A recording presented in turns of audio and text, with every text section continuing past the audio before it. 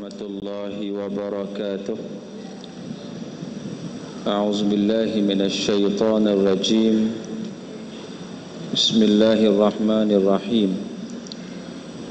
Alhamdulillahilladzi hadana li hadza wa ma kunna linahtadiya laula an hadanallah.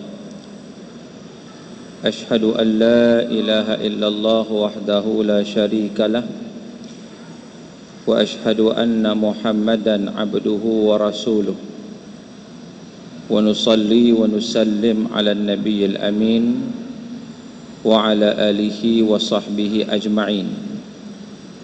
Subhanaka la ilma lana illa ma 'allamtana innaka antal alimul hakim. Rabbi shrah li sadri wa yassir li amri wahlul 'uqdatam min lisani yafqahu qawli, amma ba'd.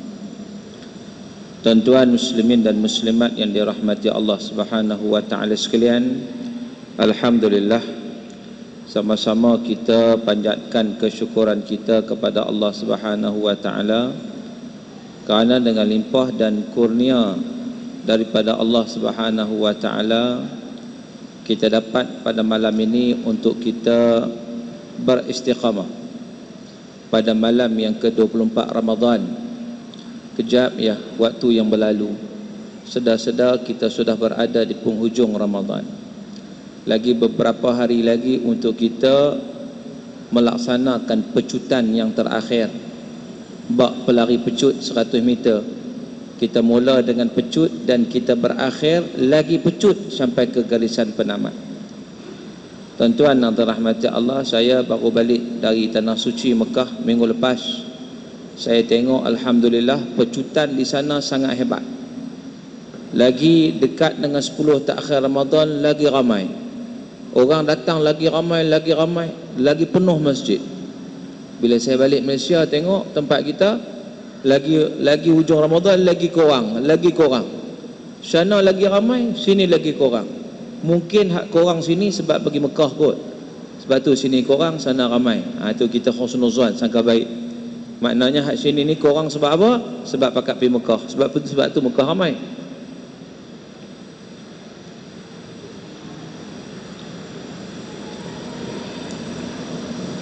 Jadi tuan-tuan, hari ini kalau kita tengok malam-malam orang mencari Lailatul Qadar, tetapi suasana lagu raya sangat banyak berkumandang di sini dan sana, menyebabkan kadang-kadang ruh Lailatul Qadar tu makin pudar dalam diri kita. Akhirnya matlamat untuk mendapatkan takwa dalam bulan Ramadan itu tidak tercapai. Itu yang kita bimbang. Sebab itu malam ni saya nak cerita sikit pada tuan-tuan tentang sambutan Aidul Fitri itu. Dia ada kaitan dengan sambutan Ramadan sebenarnya. Sebelum itu, kalaulah sesiapa yang ada soalan, anda boleh menghantar soalan anda kepada saya. Macam biasa, siapa-siapa ada soalan boleh terus hantar kepada saya melalui WhatsApp di talian 019 324 1364. Saya ulang sekali lagi, siapa-siapa yang ada soalan yang nak bertanya, anda boleh mengemukakan soalan anda kepada saya di talian 019 324 1364. Jadi diumumkan dengan rasminya bahawa talian dibuka sekarang. So tuan-tuan boleh hantar soalan. Baik, tuan-tuan. Kalau kita tengok tentang sambutan Aidul Fitri. Aidul Fitri itu makna apa? Aidul Fitri itu makna dia kembali kepada fitrah. Fitrah itu makna apa? Fitrah itu makna bersih. Sebagaimana dalam hadis Nabi, kullu mauludin yuladu 'alal fitrah. Setiap anak lahir dalam keadaan fitrah, mana suci bersih. Jadi apa yang kita nak maksudkan bila kita masuk sambut Aidil Fitri, kita nak capai kepada sambutan yang kita dah kembali kepada bersih suci daripada dosa setelah sebulan Ramadan kita berjaya menundukkan hawa nafsu. Tetapi malangnya kalau Lailatul Qadar pun yang duduk depan kita ni, hak kita duk cari, ada orang dia rasa macam dia tak kisah, dia rasa macam biar berlalu begitu saja. Adakah layak orang macam ni sambut Aidilfitri kembali pada fitrah? Itu persoalan. Layak atau tak layak untuk kembali kepada fitrah, tuan-tuan? Maka dengan sebab itu, kalau kita tengok apa-apa sambutan ataupun apa-apa pelaksanaan ibadah yang kita buat, kita kena ikut panduan daripada Al-Quranul Karim. Sebab itu Al-Quran menyatakan walitukmilul iddata walitukabbirullaha ala ma hadakum la'allakum tashkurun. Allah Ta'ala kata, kamu mencukupkan, kalau tak nampak 6 bulan, kamu mencukupkan puasa 30 Ramadan. Kemudian walitukabbirullaha, kamu membesarkan Allah, bertakbir membesarkan Allah ala ma hadakum, atas hidayah yang Allah bagi kepada kamu, la'allakum tashkurun, moga-moga kamu bersyukur. Jadi maknanya di situ apa? Maknanya Ramadan dia sangat berkait rapat dengan sambutan Aidilfitri, sangat berkait rapat. Sebab itu sambutan Aidilfitri itu kita lihat bahawa adakah sambutan itu merupakan sesuatu yang datang daripada berjayanya kita dalam bulan Ramadan, atau sebaliknya sambutan yang datang daripada gagalnya kita dalam bulan Ramadan. Derah sini memang macam tu, kuat memang macam ni. Mau kita hantar Palestin ni, set-set ni kan, semangat ni, hantar Palestin berjuang, barulah dia apa tu lawan lagi tu, semangat tu. Baik, tuan-tuan dan rahmati Allah Ta'ala sekalian, ada soalan masuk, saya jawab dulu. Assalamualaikum Ustaz. Waalaikumsalam. Bagaimana kita nak tahu yang kita dapat Lailatul Qadar? Ada tanda dia tak? Dapat Lailatul Qadar ni ada tanda tak? Ada orang kata pokok sujud, air beku. Betulkah? Tidak ada nas. Tak ada nas.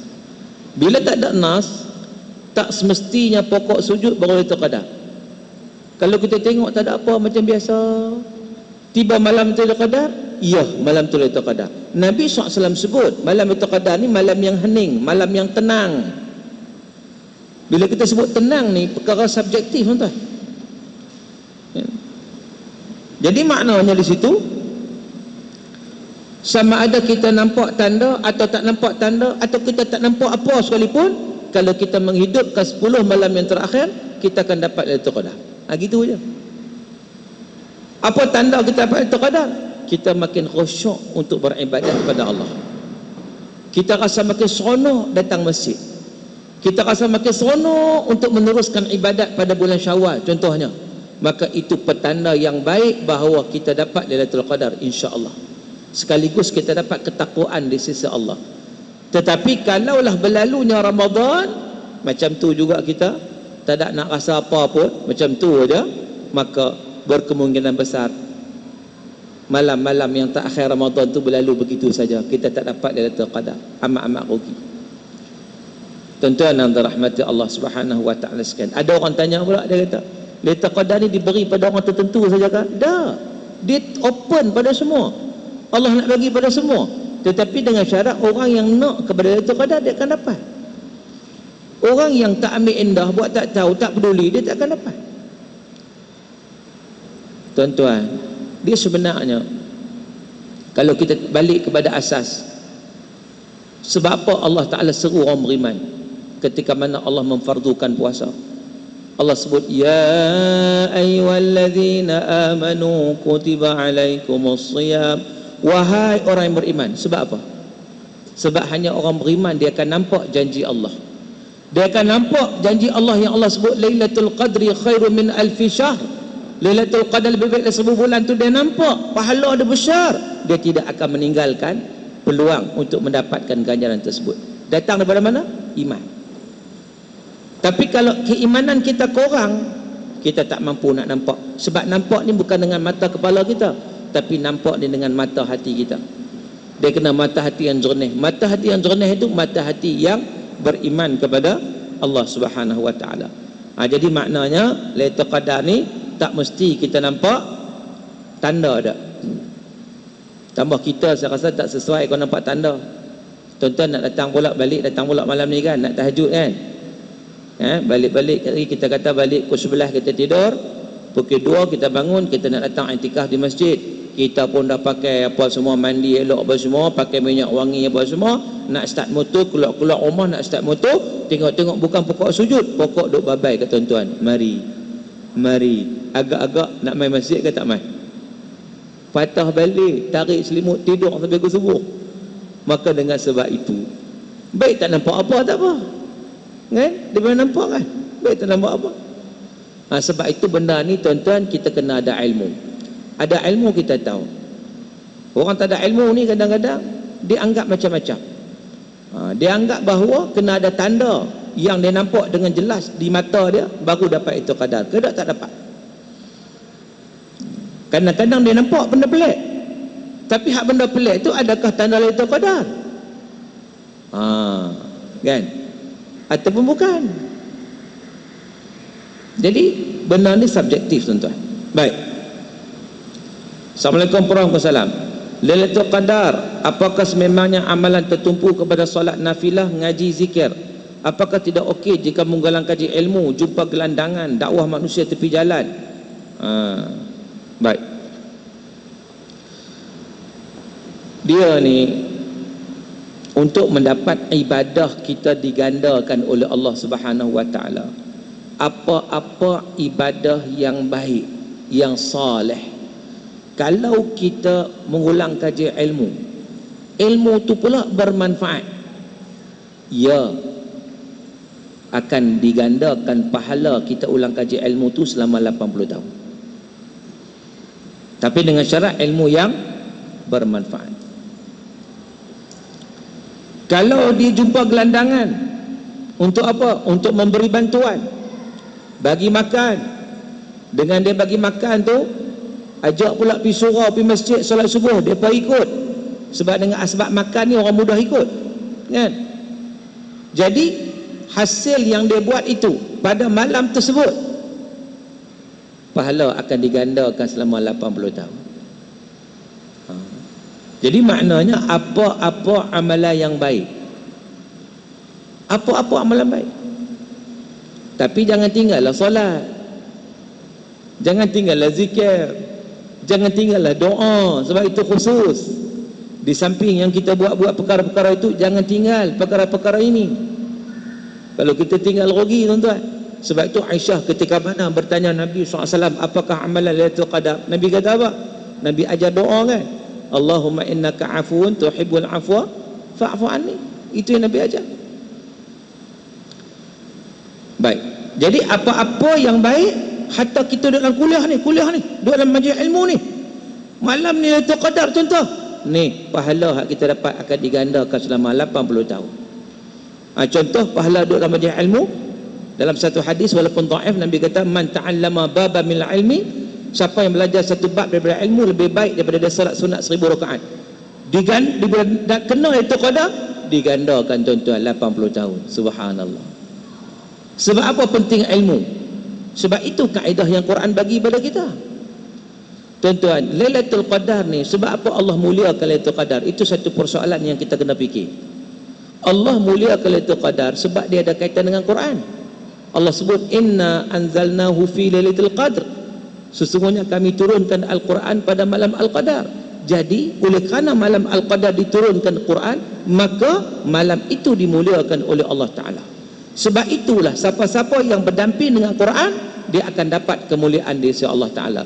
Siapa-siapa yang ikut panduan Quran, dia akan dapat kemuliaan. Apa panduan Quran? Kita tengok panduan Quran ialah ayat yang pertama diturunkan pada Nabi. Apa dia? Iqra. Itu panduan Quran. Iqra tu maksud apa? Iqra tu maksud baca, Iqra tu maksud ilmu. Jadi maknanya bila kita mengamalkan panduan Al-Quran dengan berilmu, maka di situ gandaan kita lagi banyak pahala di sisi Allah Ta'ala. Ini penting tuan-tuan. Kalau tidak, sebab itu kata para ulama, al-ilmu imam al-amal, ilmu pemimpin kepada amalan. Kalau tanpa ilmu tuan-tuan, banyak benda yang terkenala.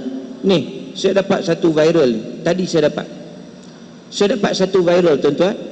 Dia kata siapa yang solat qada kafarah, dia panggil, pada hari Jumaat terakhir pada bulan Ramadan, maka dia dapat cover solat-solat yang ditinggalkan selama 400 tahun. Ini betul-betul palsu tuan-tuan, palsu. Kalau orang tak ada ilmu, dia terima. Kalau orang ada ilmu, dia kata ini tak betul. Tak betul.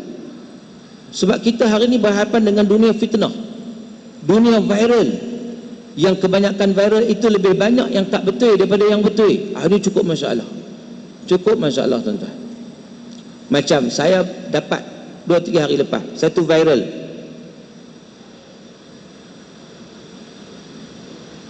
Satu viral, dia tunjuk orang menggali kubur, keluar satu jenazah budak. Dia buka muka tu jernih. Memang dia ambil video, ambil kamera. Tak apalah, itu satu gambaran. Dia buat caption, dia tulis, sebenarnya kisah ini adalah berkaitan dengan seorang budak yang meninggal setahun yang lalu. Lalu ibunya bermimpi yang budak ni minta dipindahkan kuburnya kerana dia terseksa dengan kubur sebelah yang dikenakan azab oleh Allah. Maka selepas mimpi itu datang berulang kali, akhirnya si ibu tu minta supaya dikorek kubur anaknya itu untuk dipindahkan. Bila korek dah setahun lebih dah, korek tu dia tunjuk dalam video tu, dia angkat jenazah tu, muka elok, kain kapan elok, muka jernih budak ni. Oh, kita terpegun, pakat share pra. Tuan-tuan, dengan ilmu kita tahu ni cerita tak betul. Dengan ilmu kita tahu ni cerita tak betul, kita jangan menyebarkan fitnah. Kat mana tak betul? Yang tak betulnya, budak tu mengadu kat mak dalam mimpi, dia terseksa dengan orang sebelah. Tuan-tuan, adakah azab kubur di situ? Azab kubur ni di tanah perkuburan kah? Tanah perkuburan ni bukan ada apa tuan-tuan, ada jasadnya, jasad. Azab kubur ni bukan berada di situ, dia ada satu alam lain, nama dia alam barzakh, yang kita tak dapat tengok, yang kita tak dapat tahu. Dia alam gaib. Kalau nak tahu kena masuk alam tu dulu, mati dulu lah masuknya. Kita tengok tu betul dah. Lepas tu betul tuan-tuan, ada video lain pula cover. Dia kata sebenarnya video sebelum ini adalah palsu. Budak yang dipindahkan itu baru 2 hari dikebumikan. Ya, memang gambar tu betul lah, tapi cerita tu tak betul. Baru 2 hari dikebumikan, tetapi ada proses pemindahan mayat, dia pun angkat. Nampak elok lah budak baru 2 hari tuan-tuan. Jadi maknanya kena ada ilmu untuk kita mengetahui benda itu betul atau tak betul. Oh, ada soalan lagi. Apa ni? Aku solat sunat witir 2 rakaat makmum kerana Allah, sah solat ya ustaz? Oh, ni ada satu info. Dia kata niat witir 3 rakaat 2 salam ramai silap. Di sini mazhab Syafi'i, kita tak boleh niat saja aku solat witir 2 rakaat kerana Allah, kerana witir itu masuk ganjil. Solat 2 rakaat disebut syafa' genap, bukan witir. Jadi niat witir yang betul adalah saja aku solat 2 rakaat daripada witir kerana Allah. Boleh juga saja aku solat muqaddimah witir. Atau seperti Imam Malaysia banyak buat pun boleh saja aku solat witir 3 rakaat 2 salam. Atau saja aku solat syafa' dengan witir. Tuan-tuan, ini cerita lafaz niat. Saya cukup tak berkenan maklumat yang seumpama ini, yang membawa kepada orang makin confused. Sebenarnya dengan ilmu kita tahu innamal a'malu binniyat, amalan tu dengan niat. Solat itu niat kita saja. Kita tahu witir itu 3 rakaat. Ada orang tahu witir 2 rakaat dah? Ada 2 rakaat? Tak ada. Jadi hak kita solat 2 rakaat tu kita tahu lah itu sebahagian daripada witir, daripada 3 kan. Kita tak sebut apa pun tak apa. Sebab apa? Sebab benda tu kita tahu dah. Masa kita nak solat tu, keinginan kita dah ada dah macam tu. Tak perlu duk sebut usalli sunnat syafa' apa, tak perlu dah. Akhirnya jadi confused, akhirnya jadi keliru, akhirnya jadi was-was. Lah kali pergi kat was-was lah, betul tak? Lah kali duk tak habis usalli usalli habis. Punca dia apa? Punca dia tak faham konsep dia. Konsep niat ni adalah mahalluha fil qalbi, tempat jadi hati. Keinginan kita itu dinamakan niat. Keinginan kita. Saya selalu buat contoh macam ni, nak bagi faham lah. Contoh ni saya selalu buat, nak bagi faham niat tu apa. Katakan tuan-tuan balik kerja, biasanya sampai rumah 6.30. Tuan-tuan akan mandi, tuan-tuan akan datang surau masjid, tuan-tuan akan solat maghrib. Biasa macam tu. Satu hari tuan-tuan lewat, sampai sebab jam apa semua, sampai dekat masjid orang dah azan maghrib. Kita dengan uniform kerja lagi, duk fikir nak balik rumah ke nak singgah solat. Nampak nak kena singgah solat lah. Kalau balik tak ada nak solat maghrib, tak apalah, lagi aku solat dulu barulah aku balik untuk mandi untuk datang pula solat isyak. Nantilah balik mandi tu datang solat isyak pula, tapi maghrib kena solat dulu walaupun tak mandi lagi.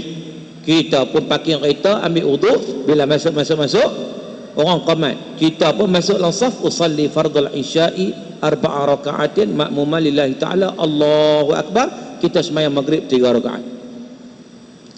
Habis solat maghrib, kawan sebelah tegur. Dia kata, abang, tadi abang solat isyak. Kita buat terkejut. Mana solat isyak?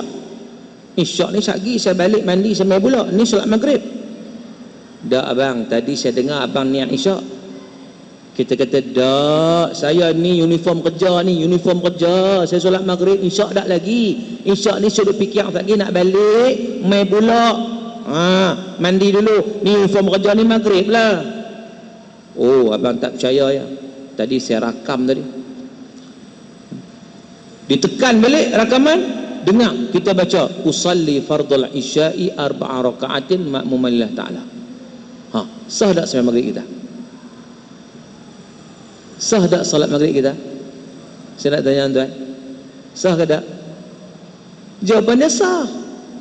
Walaupun kita sebut isyak. Sebab apa? Sebab niat yang ada dalam hati kita, yang mana niat itu satu perkataan pun tak keluar tuan-tuan, satu huruf pun tak bunyi, tapi keinginan kita itu betul. Bila keinginan kita betul, walaupun mulut kita tersasul, hak mulut ni tak kira, hak usali ni tak kira, hak dalam hati itu yang kira. Itulah niat. So nak susah apa? Nak usah tak mana? Susah tak susah tu kerana apa? Kita sebut tadi pasal ilmu. Ilmu yang membezakan susah atau senang. Tuan-tuan, kita minggu depan nak balik kampung. Balik kampung tak? Balik kampung tak? Baik, biasanya balik kampung yang buat kereta siapa? Laki ya, suami. Bini duduk sebelah tidur.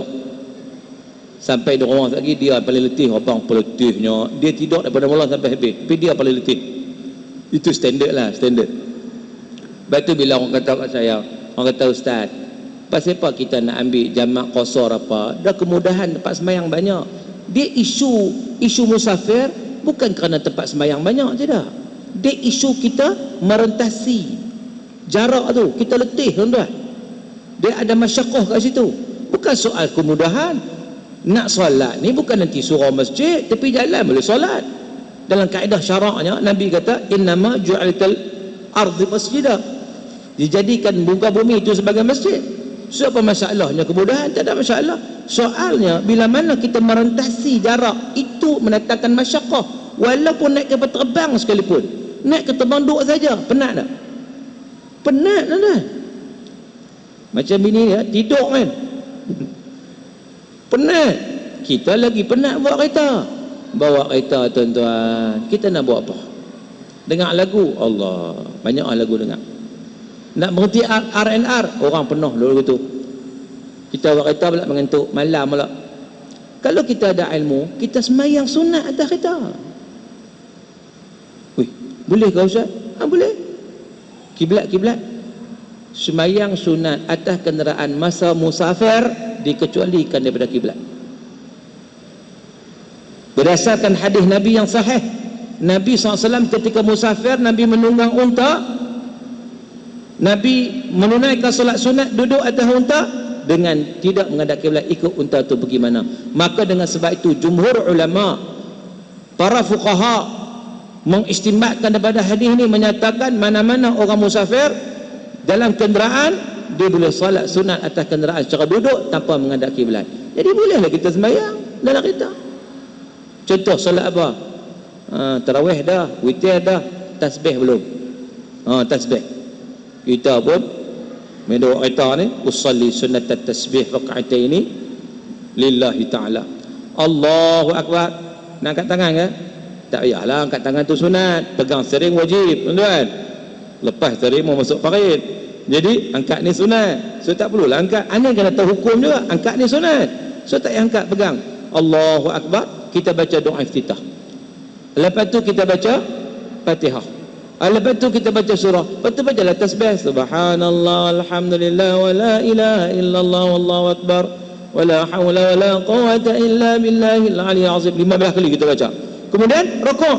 Allahu akbar, membongkokkan sedikit. Mata tengok depan, jangan tengok tempat sujud. Tengok depan. Ni kita buat kita ni. Baca tasbih 10 kali. Sami Allahu liman hamidah, tasbih 10 kali. Kemudian sujud. Sujud ni lebih rendah sikit daripada rukuk. Tapi dengan cara yang sama, mata tengok depan. Jangan sujud bawah steering. Sujud bawah steering, qalu inna lillahi wa inna ilaihi raji'un lah. Jadi rendah sikit. Baca pula bacalah tasbih 10 kali. Bergerak doa antara sujud. Sujud pula. Tuan-tuan, kita bergerak pergi main dengan baca apa semua, hilang mengantuk tak? Hilang. Dapat pahala tak? Dapat. Kalau malam tu Lailatul Qadar, kita dapat Lailatul Qadar walaupun kita dalam memandu balik kampung. Kita pernah buat tak, tuan? Pernah buat tak? Pernah buat tak buat? Tak pernah. Apa ni buat? Apa ni buat? Tapi pastikan kita sentiasa ada wuduk, kan? Sentiasa ada wuduk.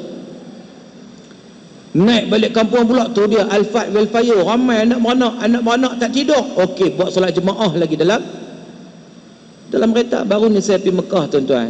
Saya pergi awal Ramadan. Terbang sini pukul 5 baru terbang, lagi 2 jam nak buka puasa. 8 jam setengah terbang sampai sana, duduk siang tak habis lagi. Maghrib pun duduk lagi. Landing di airport Jeddah. Tak apalah, pergi immigration, beratok panjang, ramai orang. Masuk waktu buka puasa maghrib. Buka puasa kat situ lah. Bila masuk waktu buka puasa, tuan-tuan tahulah Arab menyelesai immigration. Dia kena syai, dia hilang lari. Tunggu punya lama pula sampai isyak punya tunggu. Dengan ambil beg lagi. Saya bagi tahu jemaah, kita sembahyang siap-siap maghrib dan isyak. Keluar tu ke 10 dah. Ni dengan ihram ni, nak pergi Mekah. Nak pergi Mekah, tuan-tuan, dengan bulan Ramadan ni, dengan jam apa semua, mau makan 2 hingga 3 jam. Biasa sejam ya, daripada Jeddah. Baik, tengok time, pukul 10, mau 12, 11, 12, 1. Sekejap nak sampai sana hotel, nak ambil wuduk lagi, nak makan sikit, nak pergi umrah pula, nak sempat sebelum subuh, sebelum habis subuh ni. Tarawih nak buat waktu bila? Tarawih nak waktu bila? Di sini saya bagi tahu dia, jom jaga wuduk, kita buat at-tahbah.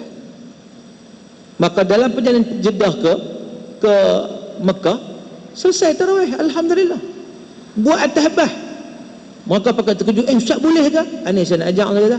Ini saya nak ajak. Boleh. Mudah saja. Di mana-mana saja boleh buat. Sebab apa? Sebab ni solat sunat. Kalau solat wajib lain sikit lah cara dia. Ini solat sunat. Maka dengan ilmu kita dapat melaksanakan sesuatu dengan cara yang terbaik. Baik, sini ada soalan. Assalamualaikum Ustaz. Waalaikumsalam.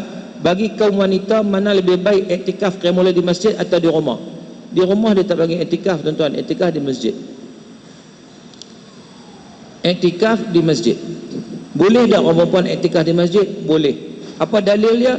Dalil dia, selepas kewafatan Rasulullah sallallahu alaihi wasallam, isteri-isteri baginda meneruskan amalan Nabi, iaitu iktikaf di masjid. Tapi orang perempuan ni asalkan aman lah, dia tak ada fitnah lah. Dia main pagi-pagi kan, dia main dengan suami dia, okey lah. Dia main dengan suami dia, okey. Mana suami dia apa ada, maka okey. I'tikaf di masjid. Jadi tuan-tuan dan rahmati Allah Ta'ala sekalian, itu nama dia i'tikaf. Maknanya i'tikaf ni pula satu amalan yang tidak pernah ditinggalkan oleh Nabi SAW pada bulan Ramadan. Nabi tak pernah tinggal amalan i'tikaf, tuan-tuan. Tapi kita, Allahu Akbar, Nabi i'tikaf macam mana? Nabi i'tikaf 10 hari 10 malam. Kita tak boleh, kita kerja siang. Okey, kerja siang, kurang-kurangnya malam kita main waktu maghrib balik subuh. Tak boleh, dia kata nak kena tidur juga sikit. Okey, tak apa, lepas tarawih balik tidur saat di rumah, ambil 2 jam 3 jam, pukul 2 main balik sampai ke subuh. Iktikaf kita. Benda yang tak boleh buat semua, jangan tinggal semua.